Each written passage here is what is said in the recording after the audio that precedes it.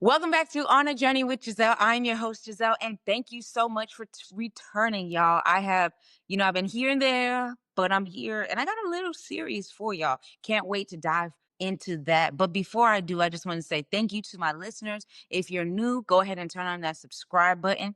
Go ahead so you can get the notifications to turn that on and share this with a friend. Today, we're going to dive into a mini series. We're going to be talking about a few things, where I've been, what's been going on, what's new. Right. So here on the Journey, this is just a podcast where we talk about fitness and wellness, how you're navigating your life on the journey and implementing those things as well. And I just want to hone into that. Today, the journey is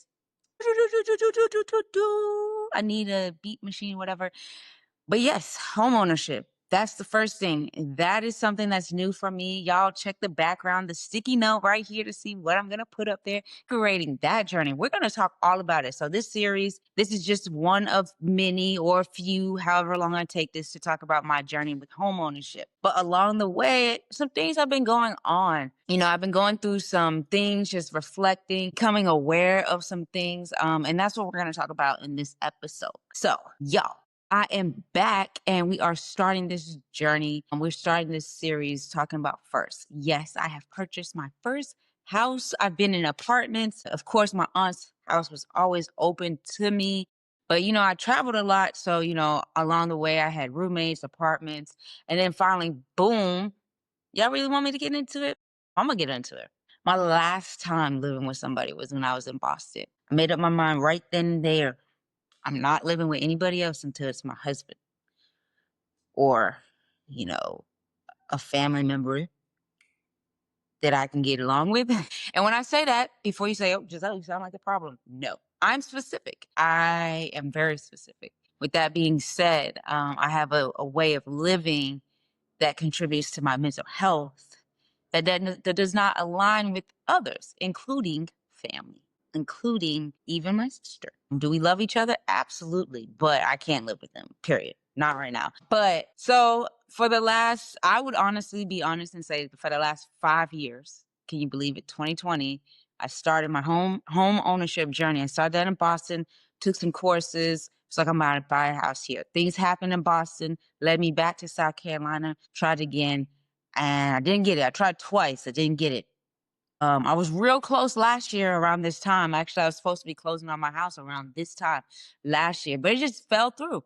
And the year of grace, 2025, is I have purchased my first house. And this journey just showed me so much because it showed me awareness into my traumas. It showed me an awareness into things that I need to heal from, such as like the way I make decisions, why I can't make decisions, how I don't celebrate myself.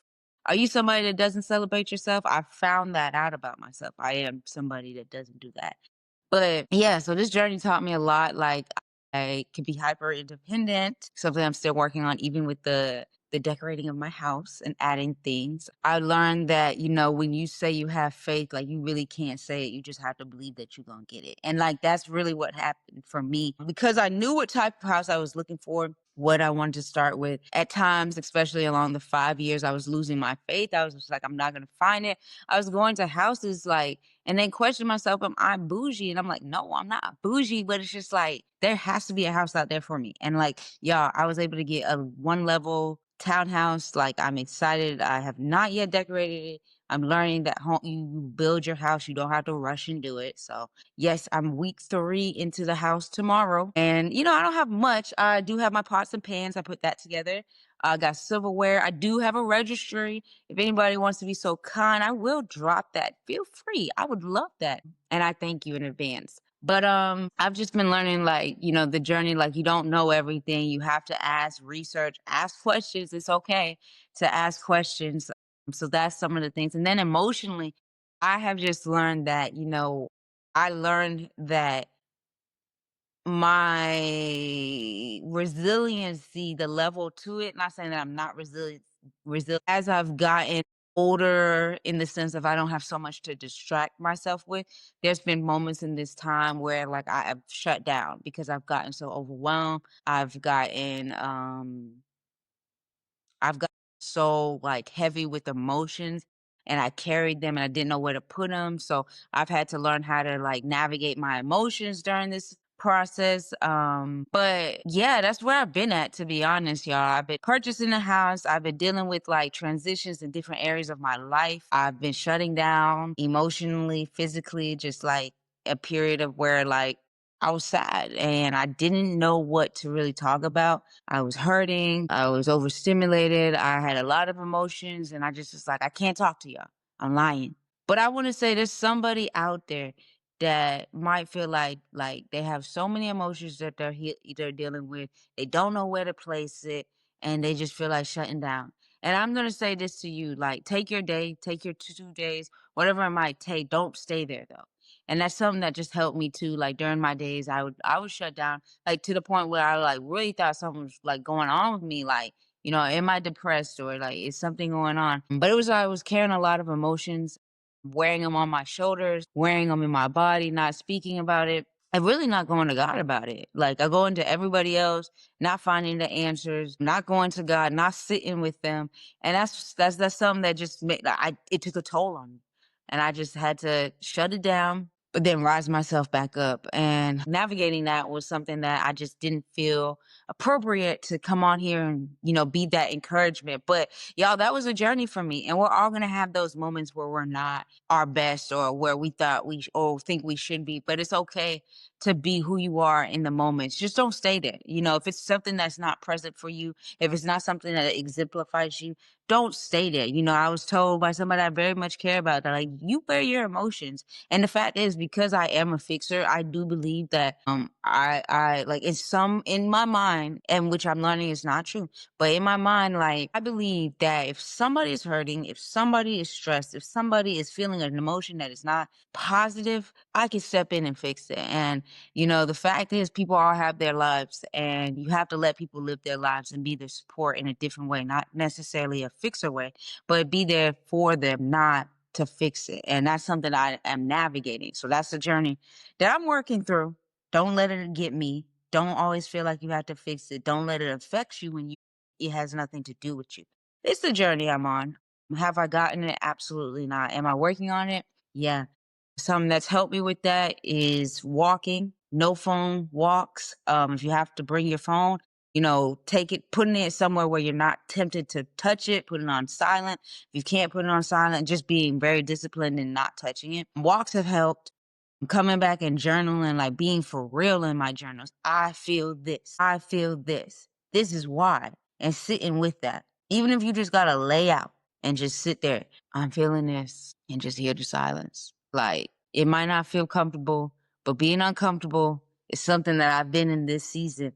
And it's making me grow, and it's making me see that I am stronger than I think. Not only am I stronger, I have been given an assignment, or rather, I have been given things because no, God got me. All I got to do is give it to Him. And something I appreciate, recently, I always got to go back to my word. Like I've been in my word. So something that's been really sticking out with me is the prayer in First Peter 5, chapter 5, verses 3, really 3 through 7, but 3 through 4 are the highlights of it. And that just really talks about having faith, but how you have that faith, like you produce hope. And in producing that hope, you're creating a character. And in that character, you stay humble, but God's not going to leave you. And you just got to keep trusting Him. And so that's something that, like, something that has helped me in this season, realizing that, I can have this humbleness, this character about myself. And even if I don't see it, like, it's okay, because as long as I keep giving it to Him, He's producing. And I don't have to know what He's producing. And being okay with not knowing what He's producing. And that's been the hardest part for me, because a person of, to be honest, trauma, and it's no fault of anybody. In previous episodes, I've talked about my mom. I've talked about my childhood. I am a social worker. And if to my religious folks, if you don't believe this, that's cool. But as a person that has studied this, somebody that's lived it, it's a fact. Your first year, and really, your first 3 years, your caregivers are the most important people in your life. And for me, not that I didn't have caring caregivers. I had a mom that passed away. Boom. My main source, after my main source of care was gone, right? Even if it didn't register to me fully, that piece was gone, right? And then I had to go in and out of foster care for a little bit. So like dealing with different people and then my grandmother and later in the episode I'll talk about that and then my aunt who are all great people, but everybody was different. And so for me, it made me feel like I have to survive. Like I just have to survive this moment. Like, I got to show them why I'm good enough, like why they shouldn't give up on me. And this is even oddly making me emotional, but I think that's something that I'm coming to like realize in this time and throughout this journey of, where I'm at and, even just buying this house. Like this house means more than an investment to me. For somebody like me who has been in and out of people's houses, like this is mine. This is mine right here. It really just now hit me, to be honest, to know that, I did this. God did this. I didn't give up. And I'm saying all that to say because there's somebody out there that people don't know your motive. People don't know why you do what you do, but keep doing it. Keep doing it. But don't let your trauma affect you, right? Don't let your trauma affect you. And I know this is a freestyle episode, and I did this because I wanted to set the tone for those that, might be doing something new in their life and have been scared. I could have gave up on this housing process back in 2020 when I moved back home. I could have gave up on it when I couldn't find the houses I wanted. I could have gave up on it when I wasn't getting approved. I could have gave up on it when the house that I did find that I liked, the foundation was a mess, right? I could have gave up on it, but I saw something I wanted and I kept going after it. And that's the part of the journey, right? It's not just about achieving things. It's about getting what you want, but growing inside. And through this process, I've realized my why to why I wanted this house. My why taught me things about me inside of me to help me further in this building of this foundation, right? Because this is going to be a house of love. This is going to be a house of joy. This is going to be a house of peace. This is going to be a house of family, right? All the things I wanted. But I have to heal the things that are inside of me before I can fully get it. I got it. Now I got to keep getting it, right? So this is the journey that I've been on: healing, walking in faith, and home ownership. And I'm so blessed. I'm so thankful because without God, I couldn't have done this. Without people that I care for telling me, gee, you're going to get it. Like you got this. Learning the different lessons and people not giving up on me. I kept going. And if you don't have any of that, I'm going to tell you who you do have. Even if you don't believe in God. That's who I believe in, and I'm not changing it. But even if you don't believe in God, somebody is covering you. God is covering you. God is covering you. And he's not going to give up on you. It says in Romans 8, verses 18 to 28, he talks about how we go through suffering, but it's going to produce the glory. These last 5 years, they weren't the best. They weren't the best. I went from getting arrested to being evicted to living back at home to trying to figure out what I'm doing in my life to going through sadness, going through tears, going through aches, going through shutting down, going through working jobs that I was unappreciated at, going through different things, being lonely, fully lonely, feeling like nobody cared, going through that for him to produce the glory. And now it's the foundation is here and it's going to get built in him. So your time is coming. Keep walking in healing. Keep walking in faith because whatever it is you're walking in want is coming, whether it's a home, whether it's a healing of some type, whether it's something that you see but don't physically see, it's coming. So keep your trust. Trust the process, even in the suffering and pain, and the glory will be produced. And I thank y'all. This is a freestyle episode, and I just wanted to drop by. I'm still here. On the next episode, I really do want to get more into my home ownership, like, because I feel like something that I struggled with during this journey was like not knowing what, like not knowing how to get lenders, knowing how to get realtors. How do you choose them? What are you looking for? Terms and stuff like that. So I kind of want to dive into that a little bit. Then I want to share my closing date with y'all. I want to share different things. We're going to talk about my decorating, right?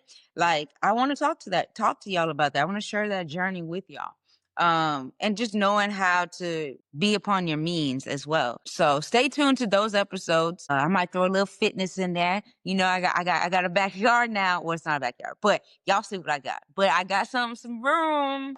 So you know I got that coming. And I got a kitchen. So we go cooking there too. So stay tuned to that because I got that coming. But you know, at the end of the day, like I always say, only you define your destiny. Until next time, peace, love, and happiness.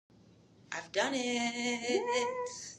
It's official. Yes. I've done it, y'all. Stay tuned. Y'all gonna help me decorate? But no, this is the first journey, a hard journey, but it's worth it. And I will talk more about that in the next episode. Remember, only you define your destiny. Alrighty.